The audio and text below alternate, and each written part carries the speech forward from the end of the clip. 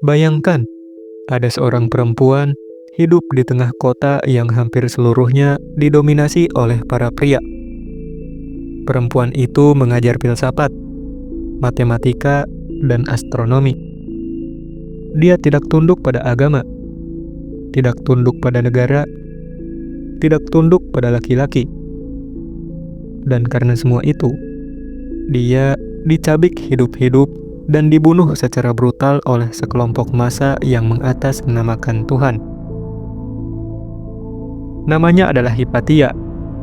Ia bukan hanya perempuan pertama yang dihormati sebagai ilmuwan, tapi juga menjadi simbol dari benturan tragis antara akal dan fanatisme, antara ilmu dan iman, hingga antara perempuan dan patriarki. Ada masa dalam sejarah di mana ilmu pengetahuan dan kebijaksanaan berjalan beriringan dengan api, darah, dan keputusasaan. Sebuah masa ketika seorang perempuan mampu menyuarakan logika di tengah bisingnya fanatisme. Tapi sejarah tak selalu berpihak pada mereka yang mencintai kebenaran. Kadang, sejarah justru menghancurkan mereka dengan kejam. Hypatia bukan sekedar ilmuwan atau filsuf. Ia adalah lambang terakhir dari cahaya Alexandria, sebuah peradaban yang dahulu berdiri tegak sebagai pusat ilmu pengetahuan dunia. Ia hidup di era ketika agama, kekuasaan, dan kebencian mulai menggerogoti kebebasan berpikir.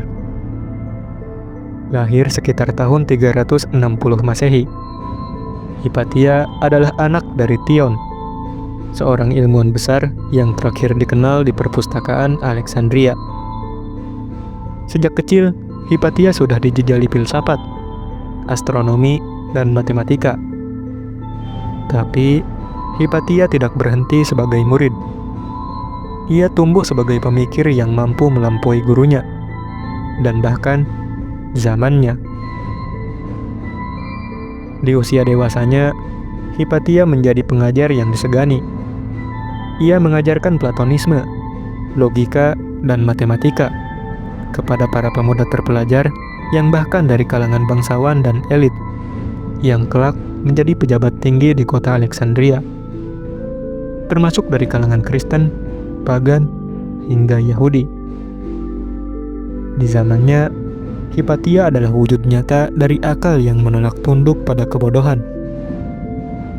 Namun, dunia saat itu seakan tidak siap, karena seorang wanita yang berpikir bebas, mengajar, dan bahkan menolak tunduk pada dogma, dianggap sebagai ancaman. Hypatia dibunuh bukan karena ia jahat. Ia dibunuh karena ia berpikir. Dalam video ini, kita akan menyusuri kehidupan Hypatia, menelusuri masa keemasannya, konflik berdarah yang mengitarinya, hingga bagaimana tubuhnya yang terkoyak di jalanan Alexandria menjadi pertanda bahwa zaman kegelapan telah dimulai.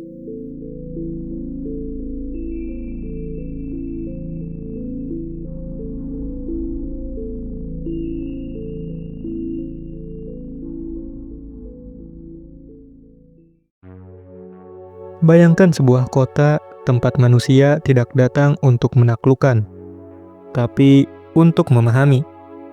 Di tepian Laut Tengah, di mana debur ombak menyentuh pasir Mesir, berdiri sebuah kota yang didirikan bukan oleh Tuhan, tapi oleh ambisi manusia akan pengetahuan. Alexandria, sebuah nama yang menggema dalam lorong waktu. Bukan karena temboknya yang tinggi, bukan karena pedangnya yang tajam, melainkan karena pikirannya yang menyala terang. Didirikan oleh Alexander Agung pada tahun 331 sebelum Masehi, Alexandria dimaksudkan bukan hanya sebagai kota, tapi sebagai pusat peradaban, jantung dunia intelektual, dan mercusuar bagi mereka yang haus akan kebenaran. Di tengah kota ini berdiri perpustakaan Alexandria, sebuah institusi yang tidak pernah benar-benar dipahami dunia modern. Perpustakaan ini bukan sekedar bangunan berisi buku. Ia adalah wujud dari mimpi manusia untuk mengumpulkan seluruh pengetahuan dunia dalam satu tempat. Diperkirakan ada ratusan ribu gulungan manuskrip, dari filsafat Yunani, matematika Babilonia, astronomi Mesir, logika India, hingga ajaran Timur kuno. Disinilah nama-nama seperti Euclides, Archimedes, Ptolemeus, dan bahkan bayang-bayang Plato dan Aristoteles hidup kembali. Bukan sebagai tokoh suci, tapi sebagai objek perdebatan.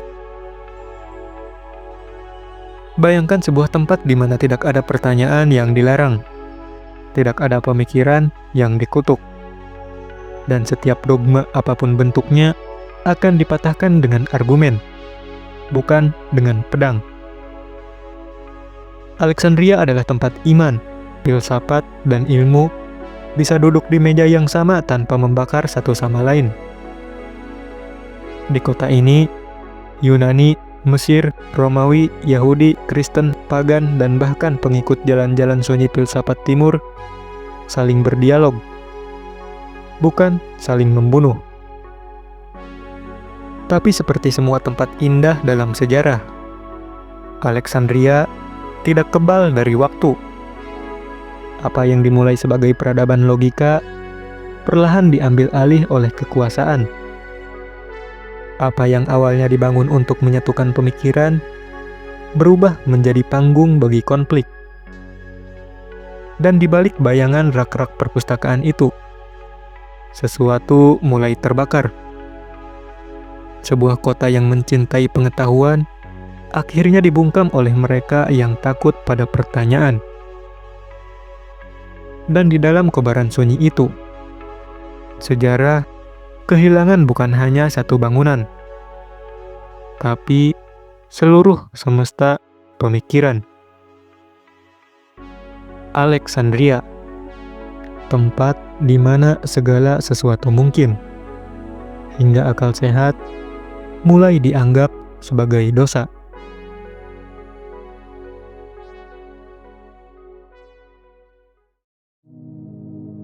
Dari kota yang dibangun oleh Alexander tersebut, lahirlah seorang perempuan yang tak pernah tunduk pada siapapun, kecuali pada akal sehat. Namanya Hypatia. Ia bukan mitos, bukan legenda. Ia adalah seorang filsuf, ilmuwan, dan guru yang hidup di zaman di mana perempuan tidak diminta untuk berpikir, apalagi mengajar. Hypatia adalah putri dari Theon, seorang ilmuwan besar di Alexandria. Theon bukan sekedar ayah secara biologis, tapi juga ayah secara nalar. Di bawah bimbingan Theon, Hypatia tumbuh bukan dengan boneka atau pengajaran mengurus rumah seperti gadis perempuan pada umumnya. Hypatia tumbuh dengan buku matematika dan teleskop astronomi. Ia membaca elemen karya Euclides seperti anak-anak lain membaca mitos. Baginya, logika adalah bahasa ibu. Ia mempelajari matematika, mengulas teori Euclides, menyunting koniks karya Apollonius, mendalami astronomi, bahkan menyempurnakan astrolabe dan hidrometer. Kemudian, lebih dari itu, Hypatia juga mempelajari filsafat Neoplatonik, sebuah pandangan yang mengajarkan bahwa kebenaran tidak dimiliki oleh satu agama, tapi ditemukan dalam pencarian yang tak pernah berhenti. Neoplatonik atau Neoplatonisme adalah aliran filsafat yang berangkat dari gagasan bahwa segala sesuatu berasal dari yang esa, atau yang dikenal dengan istilah the one, dan bahwa manusia dapat mendekati kebenaran melalui akal, matematika, dan kontemplasi. Pandangan ini tidak terikat pada satu agama tertentu, melainkan berdiri sebagai jalan filsafat. Bagi Neoplatonisme, kebenaran bukanlah dogma yang dimonopoli agama, melainkan sesuatu yang dapat dicapai melalui pemahaman rasional dan perjalanan intelektual. Hypatia mempelajari jalan ini di tengah masyarakat Alexandria yang penuh ketegangan agama. Neoplatonisme tidak menolak agama, tetapi menempatkan kebenaran pada tingkat yang lebih tinggi. Sebuah pencarian filosofis menuju yang esa. Inilah pandangan yang dipelajari Hypatia, menjadikannya sosok yang berdiri di atas batas sekat kepercayaan. Di zamannya, hanya segelintir orang yang mampu menggabungkan akal dan intuisi. Namun, Hypatia melakukannya dengan sangat elegan. Hypatia adalah salah satu dari sedikit perempuan yang berhasil masuk ke dalam dunia akademis yang didominasi laki-laki pada masanya. Dan dengan kecerdasannya, ia tidak hanya menyerap pengetahuan, tapi juga mulai membaginya. Ketika beranjak dewasa, Hypatia mengambil peran yang lebih besar di Alexandria. Ia mulai mengajar filsafat, logika, matematika, dan astronomi. Murid-muridnya bukan hanya anak muda biasa, tetapi juga para bangsawan, pejabat, dan calon pemimpin kota yang datang dari berbagai latar, baik pagan, Kristen, maupun Yahudi. Di ruang belajarnya yang sering digambarkan sederhana namun penuh cahaya, Hypatia menanamkan gagasan bahwa ilmu dan kebenaran berada di atas sekat-sekat keyakinan. Ia menjadi magnet intelektual Alexandria, seorang perempuan yang suaranya dihormati bahkan di tengah dunia akademis yang kala itu hampir seluruhnya dikuasai laki-laki. Dan yang lebih mencengangkan, ia berdiri di hadapan mereka tanpa rasa takut. Bagi Hypatia, diskusi adalah ibadah, pertanyaan adalah bentuk cinta, dan berpikir adalah bentuk paling murni dari kebenaran manusia. Ia bukan hanya mengajarkan filsafat, ia menghidupkannya. Di dunia yang mulai tenggelam dalam dogma, Hypatia menyalakan kembali nyala api nalar. Hypatia bukan sekedar cerdas. Ia adalah simbol zaman yang sedang sekarat. Zaman di mana perempuan bisa menjadi guru, di mana pertanyaan lebih berharga dari jawaban, dan di mana ilmu berdiri di atas kepercayaan. Tapi seperti cahaya lilin yang ditiup oleh angin, dunia di sekelilingnya perlahan redup dan ditelan kegelapan.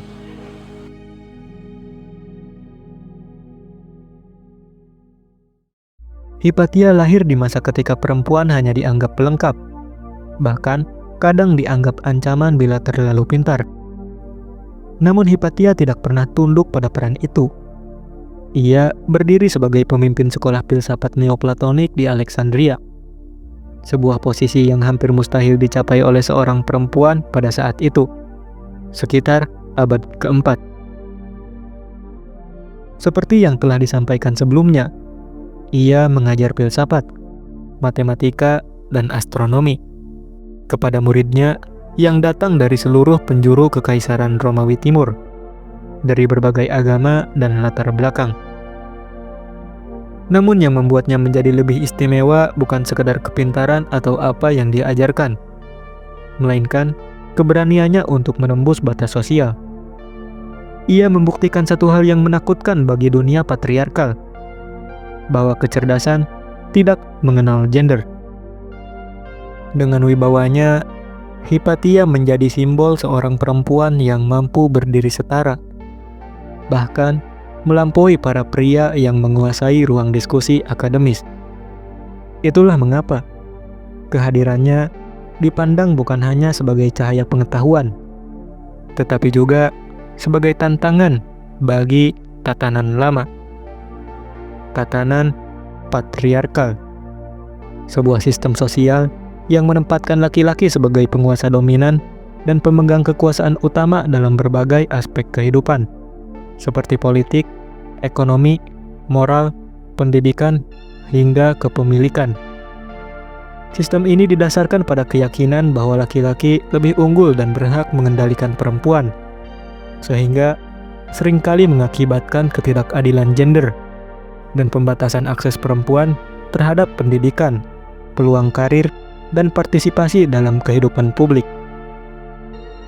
Selain menguasai filsafat Neoplatonisme, sebuah aliran yang memadukan logika Yunani dengan spiritualitas dan etika, Hypatia juga dikenal karena meninggalkan jejak penting lewat komentarnya atas berbagai karya-karya terkenal, seperti Arithmetica, karya Diopentus, sebuah karya penting dalam bidang teori bilangan. Lalu ia juga memberikan penjelasan dan edisi baru pada karya Apollonius tentang irisan kerucut, yang dikenal sebagai Canix. Selain itu, Hypatia diduga menyunting dan memberikan komentar pada Almagest, karya Ptolemy, sebuah karya monumental dalam astronomi geosentris. Hypatia bukan hanya menjelaskan, tapi juga menyempurnakan. Secara umum, Hypatia dikenal sebagai penyunting, penyusun, dan pelestari karya-karya matematika dan astronomi sebelumnya, yang membantu melestarikan dan memperluas pemahaman tentang karya-karya tersebut. Di masanya, tidak banyak perempuan yang sepintar, secerdas, atau bahkan bisa membaca seperti dirinya. Ia menjadi guru bukan karena sistem mengizinkan, tapi karena pikirannya terlalu terang untuk diabaikan. Dalam setiap kelasnya, Hypatia bukan hanya menyampaikan ilmu. Ia menanamkan keberanian untuk berpikir kritis, dan hal itu bagi sebagian orang adalah ancaman yang tidak bisa ditoleransi. Setelah meninggalkan komentar atas karya-karya besar dalam matematika dan astronomi, Hypatia tidak berhenti pada teori. Ia juga terlibat dalam penyempurnaan instrumen ilmiah. Salah satunya adalah astrolabe, alat yang memadukan geometri dengan astronomi untuk membaca posisi bintang dan menghitung waktu. Melalui astrolabe, Hypatia berusaha memahami gerakan benda-benda langit melalui pendekatan ilmiah. Ia melihat kosmos bukan sekedar panggung mitologis atau teologis, melainkan sebuah sistem yang dapat dipelajari dengan akal dan perhitungan. Pandangannya ini secara tidak langsung menjadi tantangan terhadap keyakinan keagamaan tentang alam semesta yang dominan pada masanya.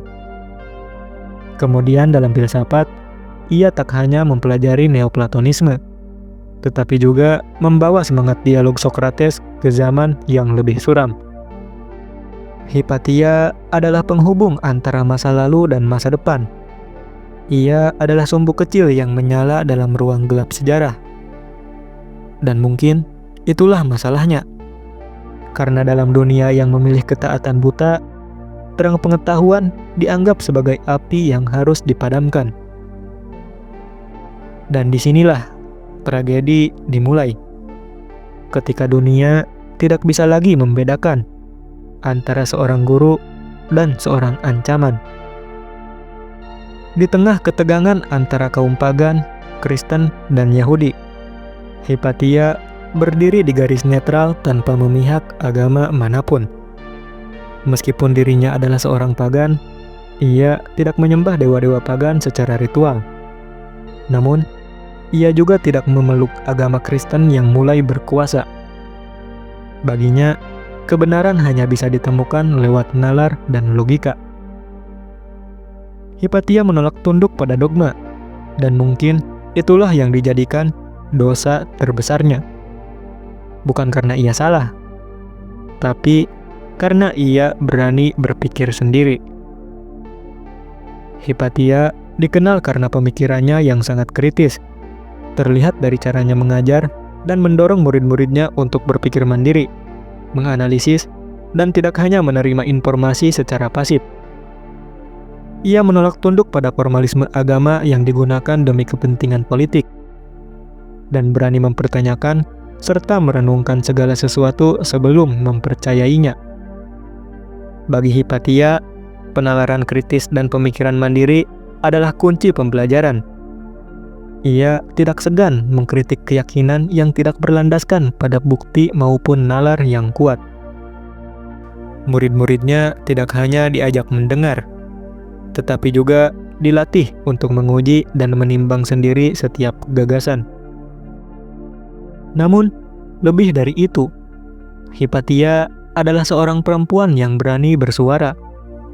Ia tidak takut mengemukakan pendapatnya meskipun berbeda dengan pandangan umum atau otoritas pada masanya.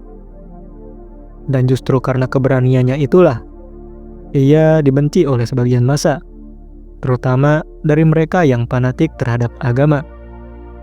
Karena pada masa itu, ilmu pengetahuan dianggap ancaman, dan siapapun yang mengajarkan logika seringkali dianggap sebagai lawan Tuhan. Selain menjadi seorang guru, Hypatia juga nantinya berperan sebagai penasihat politik bagi Orestes, salah satu muridnya yang kemudian menjabat sebagai gubernur Alexandria. Saat itu Orestes sedang berseteru dengan uskup fanatik bernama Cyrilius atau Cyril. Perseteruan antara Orestes dan Cyril muncul dari berbagai faktor yang saling berkaitan. Di antaranya, Cyril sebagai pemimpin gereja berusaha memperluas pengaruh dan kekuasaannya. Sementara Orestes sebagai prefek Romawi ingin mempertahankan otoritas politiknya.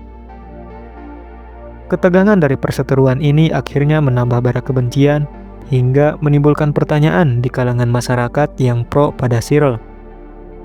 Bagaimana mungkin seorang perempuan yang bukan hanya pintar, tetapi juga bisa sangat berpengaruh secara politik? Bagi dunia saat itu, keterlibatan seorang perempuan dalam urusan kekuasaan dianggap melawan norma sosial.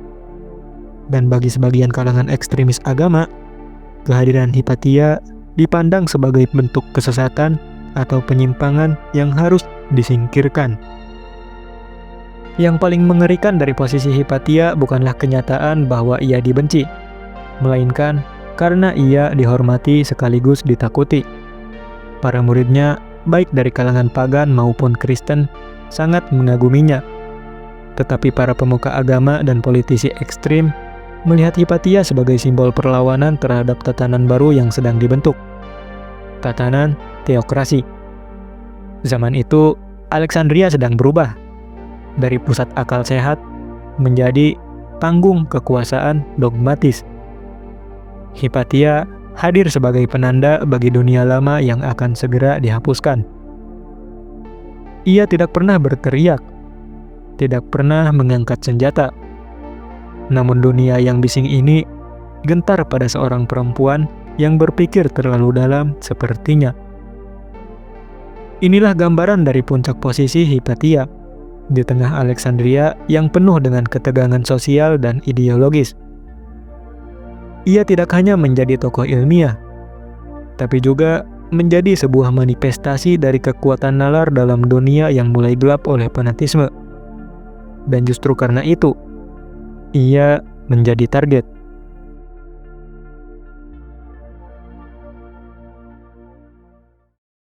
Pada abad keempat Masehi, Alexandria bukan sekedar kota biasa.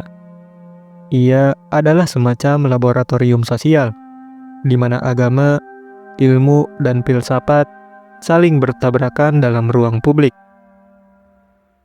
Kaum pagan yang masih setia pada dewa-dewi kuno, umat Yahudi yang telah lama berakar di kota itu, dan para penganut Kristen yang semakin kuat, semuanya hidup dalam harmoni yang rapuh. Tapi harmoni tidak abadi. Tahun 380 Masehi, Kekaisaran Romawi di bawah kepemimpinan Theodosius I mulai mengadopsi Kristen sebagai agama resmi. Dan pelan-pelan, kaum Kristen yang dulunya ditindas, kini mulai menindas. Mereka merasa berhak membersihkan kota dari berhala, tradisi pagan, dan segala bentuk pemikiran yang dianggap sesat, termasuk filsafat.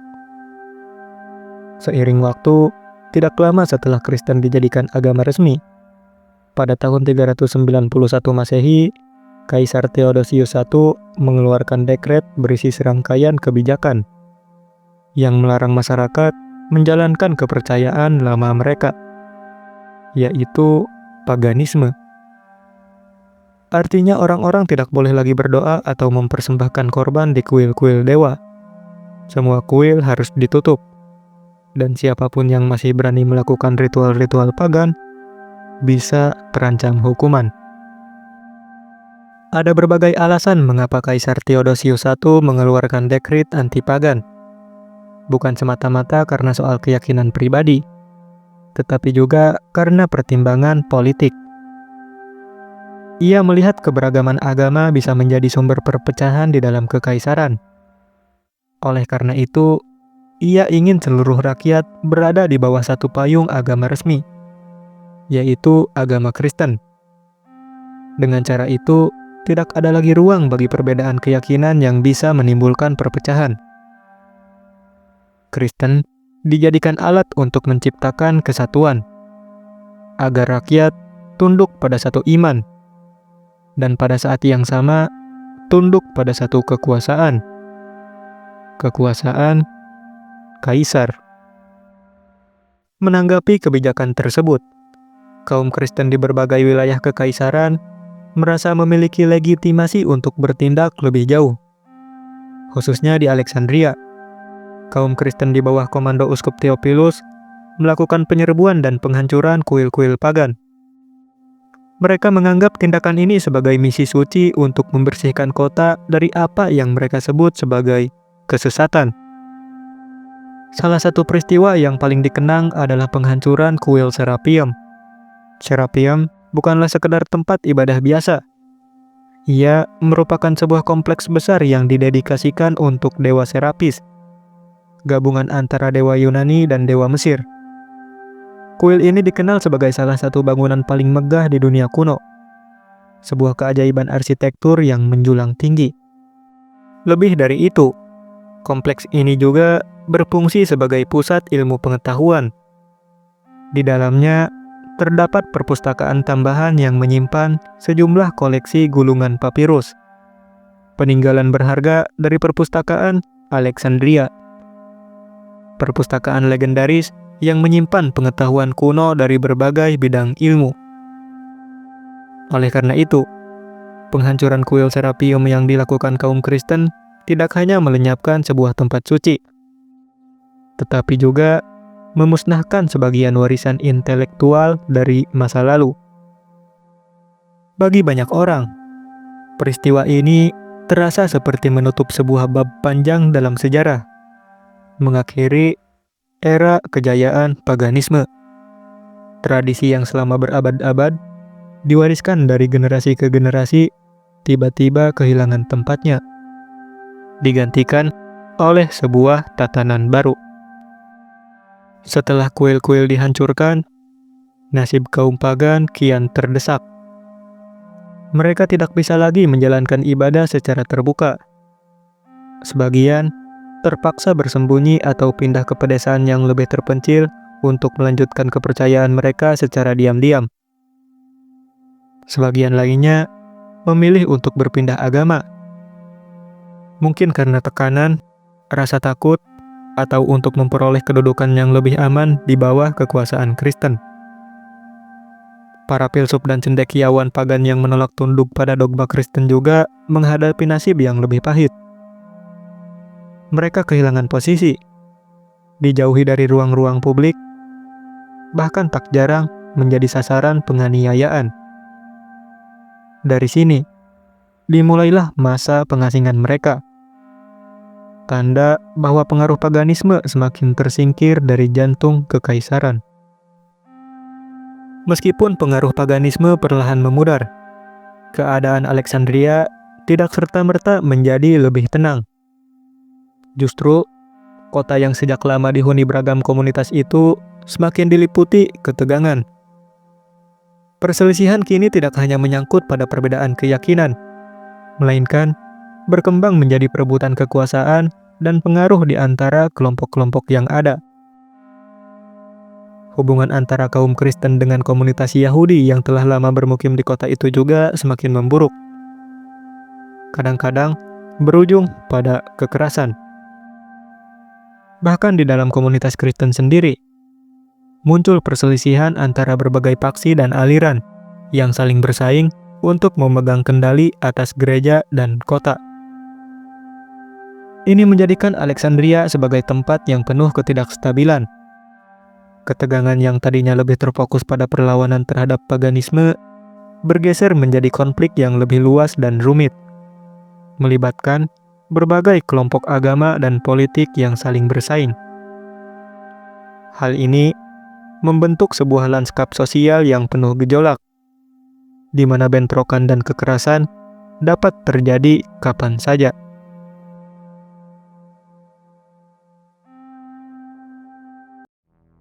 Pada tahun 412 Masehi, di tengah arus gejolak yang belum reda, Uskup Theophilus meninggal dunia, meninggalkan kekosongan kepemimpinan di tengah situasi Alexandria yang masih panas pasca penghancuran kuil-kuil dan penindasan kaum pagan.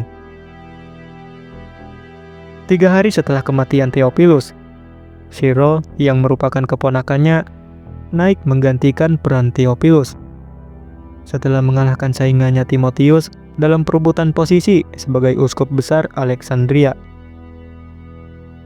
Perebutan tersebut sempat menimbulkan perpecahan dan kerusuhan di antara para pendukung dari kedua belah pihak, yang menandai awal dari masa kepemimpinan yang penuh pertentangan. Di awal masa jabatannya, Cyril secara agresif menunjukkan gaya kepemimpinannya. Jika sebelumnya Theophilus dikenal karena perannya dalam penghancuran Serapium dan penindasan terhadap tradisi pagan, Cyril membawa misi yang lebih jauh. Baginya, Alexandria harus dijadikan kota suci Kristen, sebuah kota di mana suara gereja berdiri paling tinggi di atas segalanya. Itu berarti semua yang dianggap tidak sejalan, entah itu pagan, Yahudi, atau bahkan sesama Kristen yang berbeda pandangan, harus dibungkam. Di balik jubah sucinya, Cyril bukan hanya seorang pemuka agama. Ia seorang politisi ulung, piawai memainkan kekuatan massa, dan pandai memanfaatkan kelompok radikal seperti para biarawan Nitrian maupun pasukan Parabolani.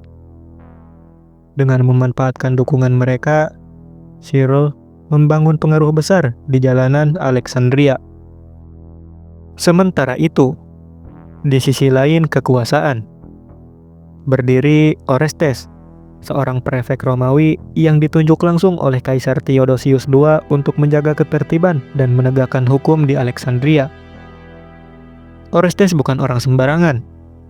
Ia dikenal cerdas, berwibawa, dan memiliki hubungan dekat dengan para tokoh berpengaruh, terutama Hypatia, yang merupakan gurunya sekaligus penasihat yang dipercayainya. Dari Hypatia, Orestes belajar tentang rasio, etika pemerintahan, dan pentingnya keseimbangan antara iman dan nalar. Sebagai wakil resmi kaisar, Orestes menjalankan pemerintahannya dengan ketegasan dan disiplin tinggi. Ia berusaha menjaga agar Alexandria yang penuh dengan keragaman etnis dan agama tetap stabil di tengah gelombang perubahan politik dan keagamaan yang melanda kekaisaran Romawi. Bagi Orestes, hukum kekaisaran harus berdiri di atas segalanya, termasuk di atas gereja. Sikap inilah yang membuatnya segera berhadapan dengan Cyril, yang justru ingin gereja menjadi otoritas tertinggi di kota itu. Bagi Cyril, selama Orestes masih memegang kendali, pengaruh gereja tidak akan pernah mutlak. Di matanya, Orestes bukan sekedar pejabat Romawi. Ia adalah penghalang yang harus disingkirkan, agar cita-cita menjadikan Alexandria sebagai kota suci Kristen dapat terwujud. Maka dari itu, sejak awal masa jabatannya, bayang-bayang perseteruan antara keduanya sudah mulai terbentuk. Cyril yang merupakan tokoh gereja yang kuat, ingin gereja memiliki pengaruh yang lebih besar dalam urusan pemerintahan dan masyarakat, termasuk dalam hal-hal yang sebelumnya dianggap sebagai wewenang otoritas sipil. Sementara itu, Orestes, prefek Romawi di Alexandria yang memiliki kekuasaan administratif dan politik, berusaha mempertahankan otoritasnya dan tidak ingin gereja mencampuri urusan yang menjadi wewenangnya. Ketegangan antara keduanya mulai terlihat nyata ketika Shirol secara sepihak campur tangan dalam urusan sipil, khususnya terhadap komunitas Yahudi. Shirol menilai komunitas Yahudi sebagai ancaman tersembunyi, kelompok yang menurutnya tidak menerima kehadiran Kristen sebagai kekuatan baru di kota itu. Penilaiannya ini tidak hanya berdasarkan pada perbedaan keyakinan atau teologi semata, tetapi juga pada kenyataan bahwa kaum Yahudi masih memiliki kekuatan sosial dan ekonomi yang cukup kuat. Jauh sebelum kekristenan berkembang, kaum Yahudi telah berakar di Alexandria. Mereka telah lama menjadi bagian penting dari kehidupan kota. Posisi mereka yang mapan, ekonomi yang mandiri, pengaruh sosial yang signifikan, serta reputasi intelektual yang tinggi menjadi faktor yang membuat Shirol waspada terhadap potensi perlawanan atau penolakan terhadap otoritasnya. Seiring kekristenan mulai memperoleh kekuatan politik dan menjadi arus utama, kehidupan komunitas Yahudi mulai menghadapi tekanan. Aktivitas ekonomi mereka diawasi lebih ketat, ruang sosial mereka semakin terbatas, dan retorika publik mulai menyoroti mereka sebagai kelompok yang berbeda. Tekanan ini yang awalnya terasa halus, perlahan mempengaruhi keseharian mereka, dan menimbulkan ketegangan yang semakin jelas di jalanan Alexandria. Di titik inilah muncul sebuah pertanyaan. Jika Kaisar Theodosius I sebelumnya ingin menghapus keberagaman agama dan menjadikan kekaisaran Romawi di bawah satu payung kekristenan, mengapa kaum Yahudi tidak bernasib sama seperti kaum pagan? Mengapa mereka tidak ikut dihapuskan? Jawabannya cukup rumit. Ada berbagai alasan di balik itu. Pertama, kaum Yahudi bukan penyembah berhala. Mereka seperti halnya umat Kristen yang menolak berhala, menolak dewa-dewa pagan, dan sama-sama mengusung gagasan satu Tuhan. Oleh karena itu, meskipun ada perselisihan, Yahudi dianggap lebih dekat secara teologis daripada paganisme, yang mereka anggap sesat dan kafir sepenuhnya. Kedua, Yudaisme sudah sangat tua, bahkan lebih tua dari kekristenan. Ia diakui sebagai religio lecita, atau agama yang sah dalam hukum Romawi sejak masa sebelumnya. Kaisar manapun sulit untuk menghapusnya begitu saja. Ketiga, faktor pragmatis. Populasi Yahudi di Kekaisaran Romawi sangat berpengaruh dalam perdagangan serta ekonomi. Menghapus mereka sepenuhnya akan mengguncang stabilitas. Kaisar tahu bahwa menghapus Yudaisme berarti memicu kerusuhan di banyak wilayah. Karena komunitas Yahudi tersebar luas dan memiliki jaringan ekonomi yang penting bagi kekaisaran. Dengan demikian, Yudaisme tidak dimusnahkan, melainkan ditoleransi, meskipun dengan pengawasan dan pembatasan ketat. Ketegangan antara kaum Yahudi dan Kristen ini diperkuat ketika Shirol melalui khutbah-khutbah dan pidatonya menyoroti komunitas Yahudi sebagai ancaman tersembunyi bagi kestabilan kota. Ejekan dan cercaan terhadap komunitas Yahudi pun semakin sering terdengar. Yang awalnya berupa komentar-komentar atau sindiran di pasar dan jalanan, berkembang menjadi perdebatan terbuka dan keributan kecil.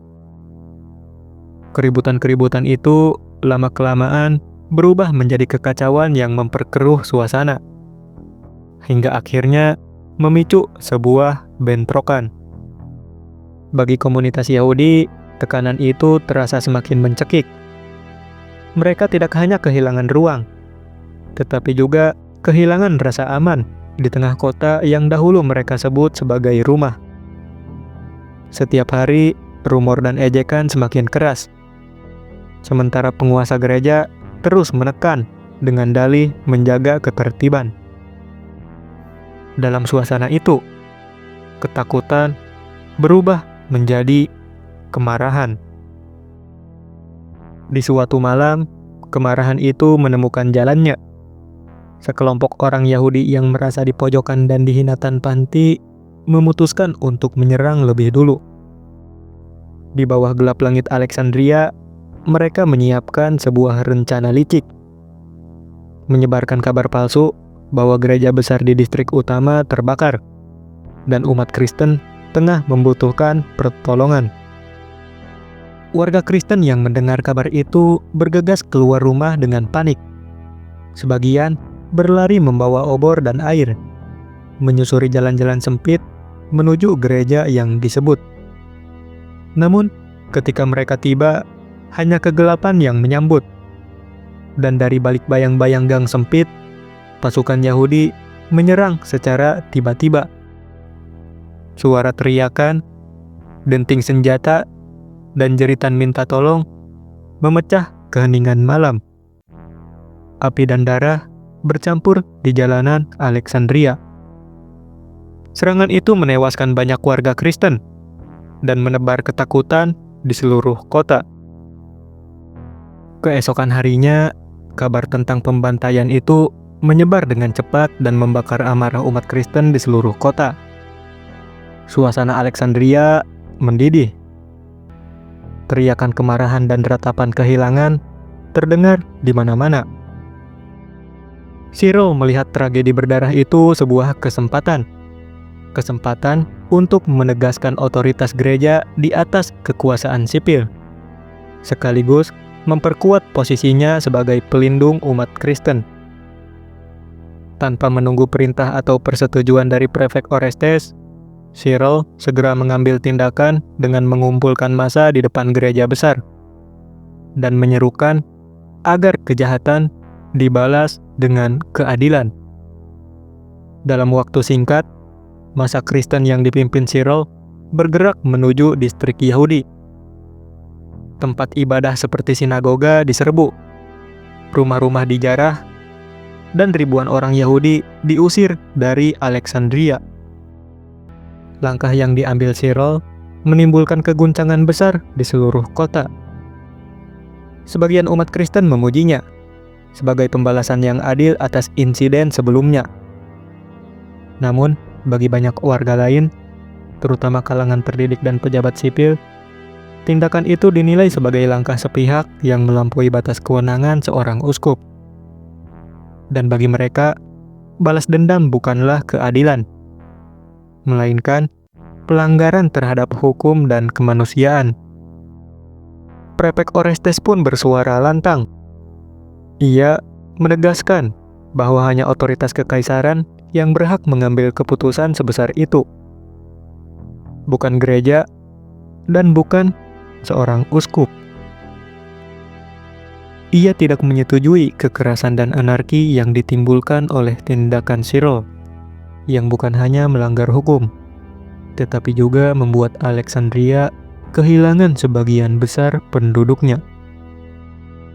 Orestes mencoba mempertahankan ketertiban melalui jalur resmi. Namun, ia menyadari bahwa pengaruh Cyril di antara umat Kristen begitu besar, sehingga tidak mungkin untuk menanganinya seorang diri. Karena itu, ia memilih untuk menggunakan jalur hukum dan otoritas yang lebih tinggi.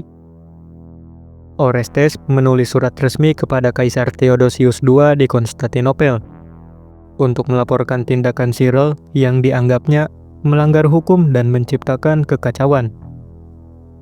Tujuan Orestes adalah meminta Kaisar untuk turun tangan dan menegur Cyril, serta menegaskan kembali bahwa otoritas sipil berada di tangan prefek, bukan di tangan uskup. Laporan Orestes kepada Kaisar membuat hubungan antara dirinya dan uskup Cyril semakin memburuk. Perseteruan antara otoritas sipil dan gereja pun semakin terbuka, dan para pengikut Cyril semakin agresif terhadap Orestes dan para sekutunya. Cyril menyadari bahwa situasi ini tidak bisa dibiarkan berlarut-larut.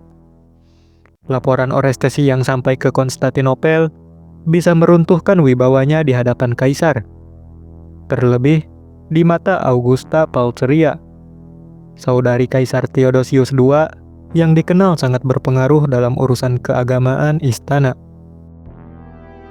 Cyril tahu pertikaian terbuka dengan prefek kekaisaran hanya akan memperlemah posisi gereja dan menodai citranya sebagai gembala rohani. Atas pertimbangan itu, Cyril mencoba menempuh dua jalan sekaligus. Ia mengirim utusan kepada Orestes untuk menawarkan rekonsiliasi, dan pada saat yang sama menulis surat kepada Kaisar Theodosius II serta Augusta Pulcheria. Dalam surat itu, ia berusaha membela diri, menjelaskan bahwa tindakannya terhadap komunitas Yahudi bukan pemberontakan terhadap otoritas sipil, melainkan upaya melindungi kaum Kristen dari bahaya yang mereka hadapi. Setelah menerima surat dari kedua belah pihak, Theodosius II memilih langkah kompromi.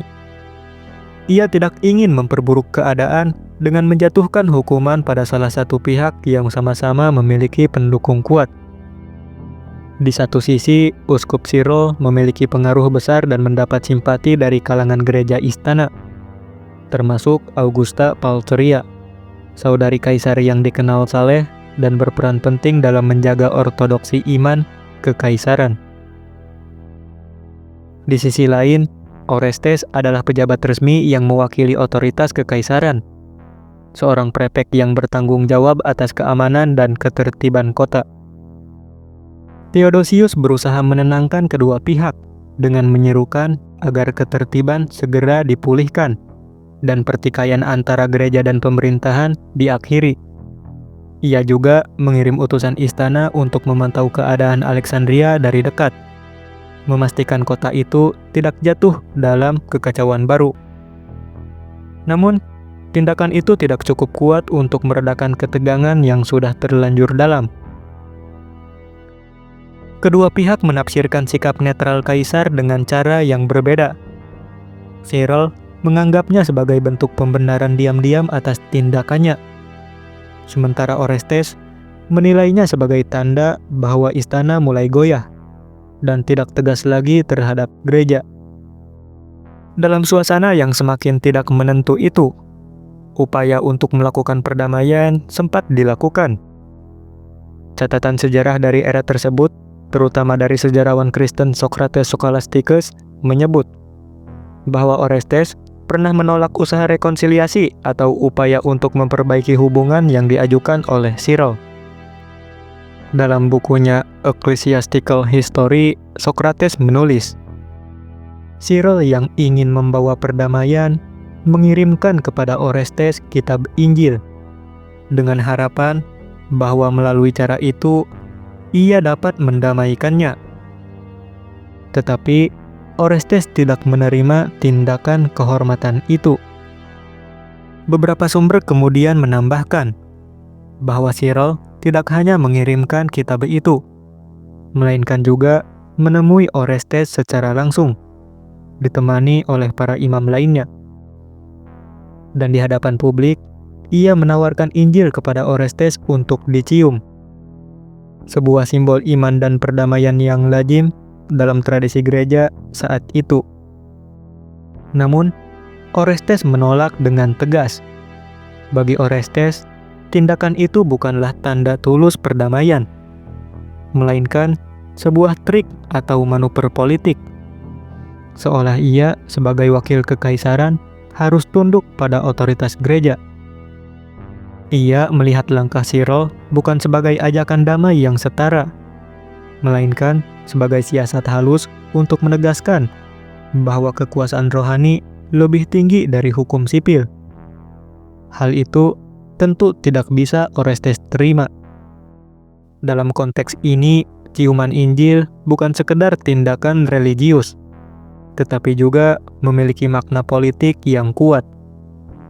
Dengan menolak menciumnya, Orestes secara terbuka menyatakan bahwa ia tidak tunduk pada otoritas gerejawi. Ia menegaskan bahwa kekuasaan sipil yang ia pegang adalah kekuasaan yang independen dari kekuasaan gereja.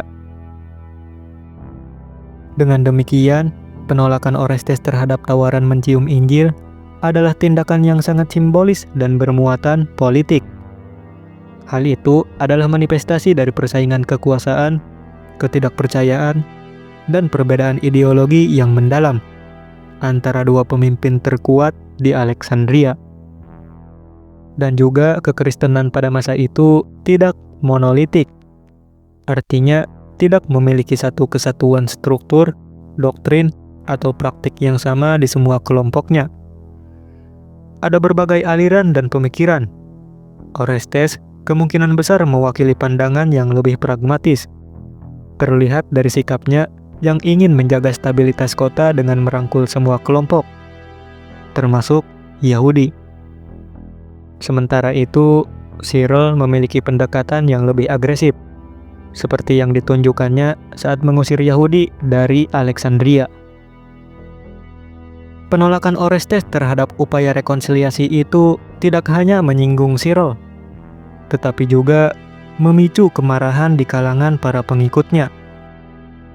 Di mata kelompok biarawan fanatik dari Nitria, penolakan Orestes adalah penghinaan terhadap gereja dan Kristus itu sendiri. Tanpa banyak pertimbangan, mereka pun akhirnya mulai mencap Orestes sebagai musuh iman, memanggilnya seorang pagan yang memusuhi Injil, dan melontarkan banyak julukan kasar lain kepadanya. Orestes yang mengira ini adalah jebakan yang dipasang Cyril untuknya, sempat berusaha membela diri di hadapan massa dengan mengatakan bahwa dirinya adalah seorang Kristen dan telah dibaptis oleh Uskup Atticus sendiri di Konstantinopel. Namun pembelaan itu tidak dihiraukan. Amarah para biarawan sudah terlanjur membara. Ketika Orestes sedang melintas di jalan dengan para pengawalnya, sekelompok biarawan Nitria yang berjumlah sekitar 500 orang menyerangnya secara tiba-tiba. Salah satu dari mereka bernama Ammonius melemparkan batu yang menghantam kepala Orestes hingga berdarah. Serangan itu memicu kepanikan dan kekacauan di tengah jalanan Alexandria. Warga kota yang berpihak pada prefek segera bereaksi. Mereka bergegas menolong Orestes dan mengusir para biarawan. Di tengah kekacauan itu, Ammonius berhasil ditangkap dan diserahkan kepada otoritas sipil. Orestes yang masih terluka dan dipenuhi kemarahan memerintahkan agar Ammonius segera diadili dan dijatuhi hukuman mati. Hukuman itu dijalankan dengan cepat dan kejam di hadapan publik. Ammonius disiksa hingga tewas sebagai peringatan bahwa hukum kekaisaran tidak tunduk pada kekuatan apapun selain istana. Namun ironisnya, menanggapi kematian Ammonius, Uskup Cyril tidak mengutuk serangan yang dilakukan Ammonius kepada Orestes tersebut. Sebaliknya, ia menyatakan Ammonius sebagai martir, seseorang yang menderita atau meninggal dunia karena mempertahankan keyakinan agama atau prinsipnya, seringkali melalui penganiayaan atau kematian. Cyril bahkan menguburkan Ammonius dengan kehormatan tinggi dan memberikan julukan Taumasios, yang berarti orang yang mengagumkan, kepada Ammonius. Tindakan Cyril ini sangat kontroversial.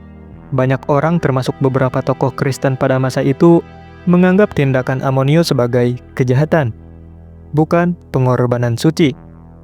Dengan menyatakan Ammonius sebagai martir, Cyril secara tidak langsung membenarkan kekerasan yang dilakukan oleh para pengikutnya. Salah satu dari kalangan tokoh Kristen yang merupakan sejarawan Kristen, Socrates Scholasticus, secara eksplisit mengkritik Cyril atas tindakan tersebut. Dalam catatannya, Socrates mempertanyakan validitas pernyataan martir Cyril. Karena Socrates meyakini bahwa martir sejati berani menerima penderitaan, bukan menyebabkannya. Menurut pandangan tradisional Kristen, martir adalah seseorang yang mati karena menolak melepaskan imannya dan dengan pasrah menerima penderitaan.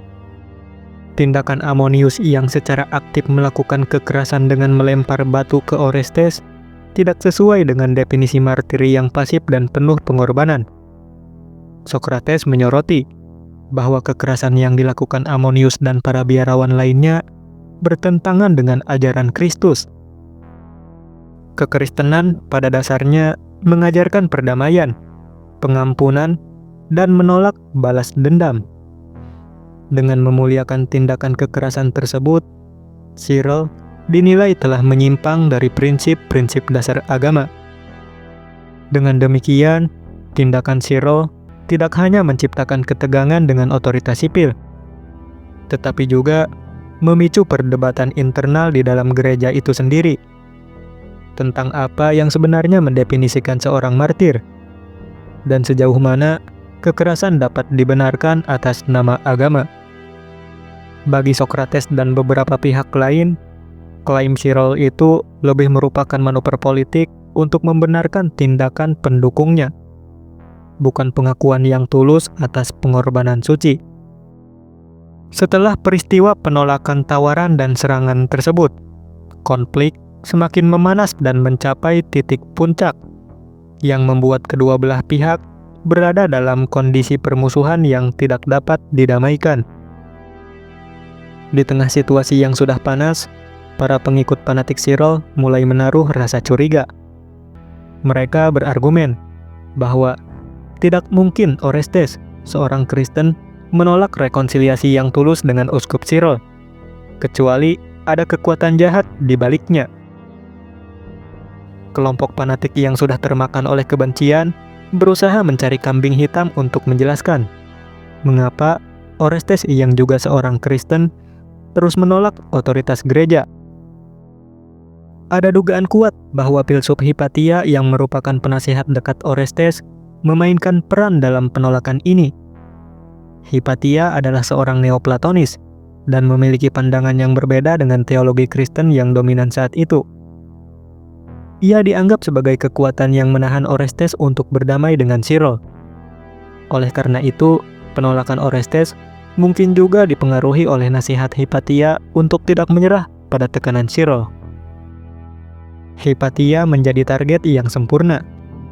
Ia bukanlah seorang Kristen, tetapi memiliki pengaruh besar di kalangan elit Alexandria. Terlebih lagi, ia menjunjung tinggi logika, rasio, dan harmoni alam semesta, serta dikenal karena pengetahuannya tentang kosmos dan ilmu perbintangan. Hal yang bagi sebagian orang pada masa itu masih dianggap asing, magis, bahkan berbahaya. Dari kecurigaan itulah, rumor mulai tumbuh dan menyebar bahwa Hypatia menggunakan ilmu magis atau sihir untuk mempengaruhi Orestes dan mencegahnya berdamai dengan Cyril.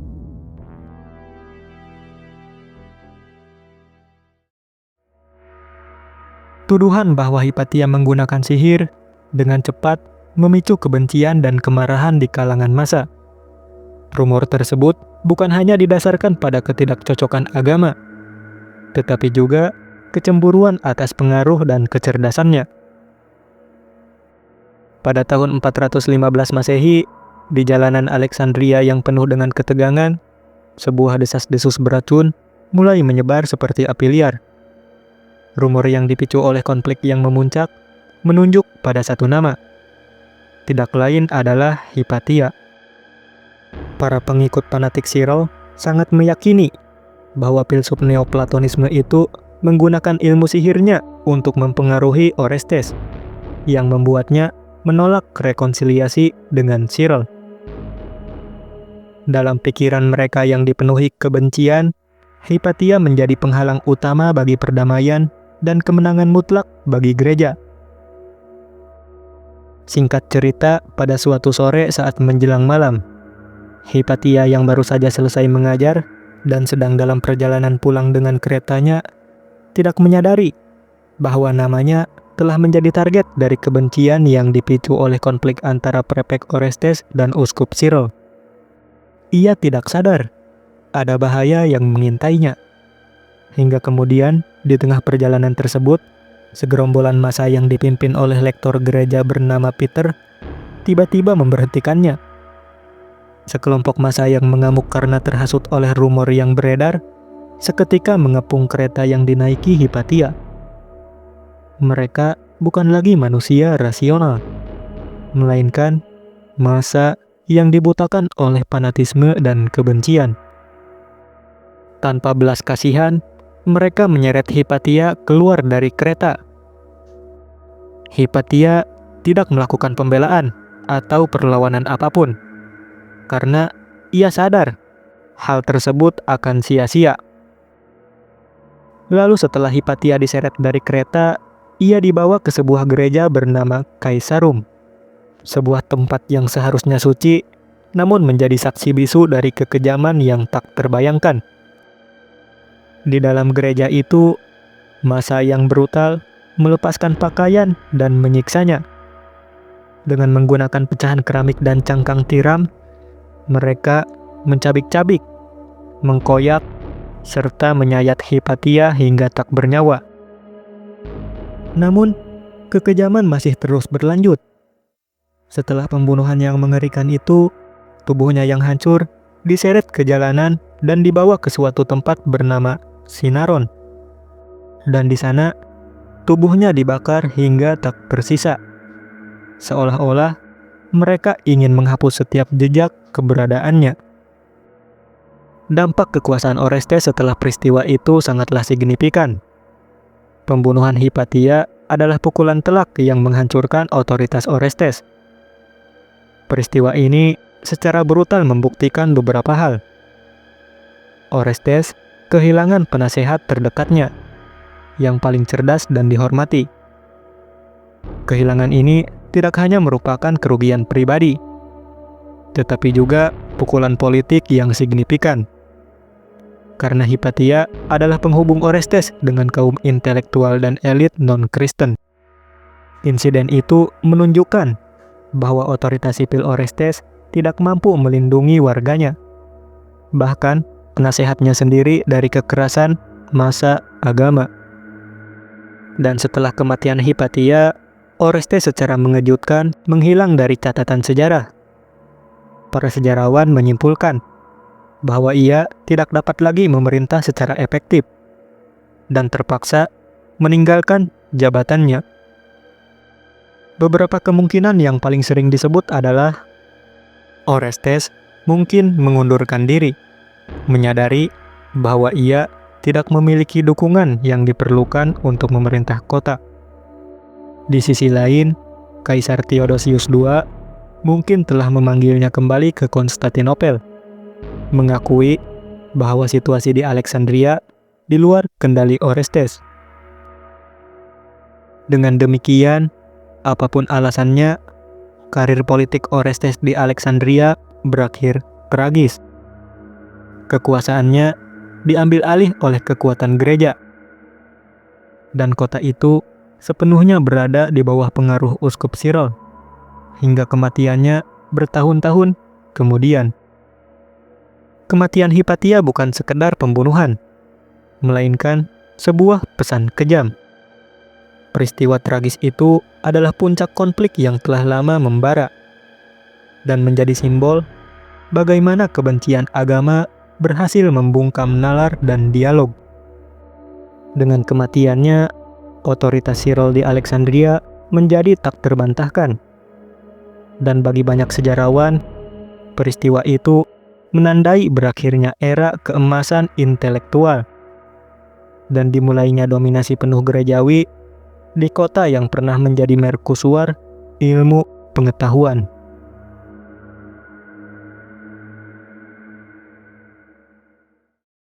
Kematian Hypatia tidak mengakhiri jejaknya. Catatan-catatan yang ia tulis bersama ayahnya tentang astronomi dan matematika tetap menjadi rujukan selama berabad-abad. Metode pengajarannya dalam filsafat neoplatonik diwariskan kepada murid-muridnya yang kemudian menyebarkannya ke berbagai pusat ilmu di Kekaisaran Bizantium. Bagi dunia modern, Hypatia menjadi simbol tiga hal: kecintaan pada ilmu, kebebasan berpikir, dan keberanian perempuan untuk menembus batas yang diciptakan masyarakat patriarkal. Namanya hidup di buku-buku sejarah, menjadi inspirasi dalam gerakan feminisme, dan bahkan diabadikan melalui karya-karya seni, seperti film Agora, karya Alejandro Amenábar dan Matteo Gil. Meski jasadnya hancur, namun warisannya tetap bertahan, bukan hanya sebagai kenangan, tapi juga sebagai peringatan bahwa pengetahuan selalu menjadi ancaman bagi mereka yang berkuasa atas kebodohan.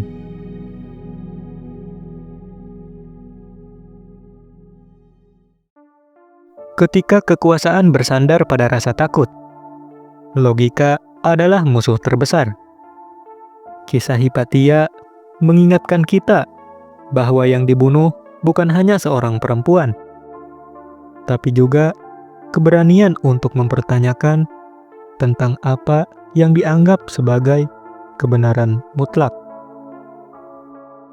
Dunia seringkali lebih memilih mitos yang menenangkan daripada kebenaran yang mengguncang.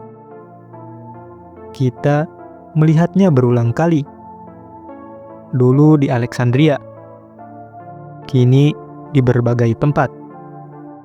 Ketika agama, ideologi, atau politik menjadi alat untuk membungkam logika, yang lahir bukanlah kedamaian, melainkan kegelapan.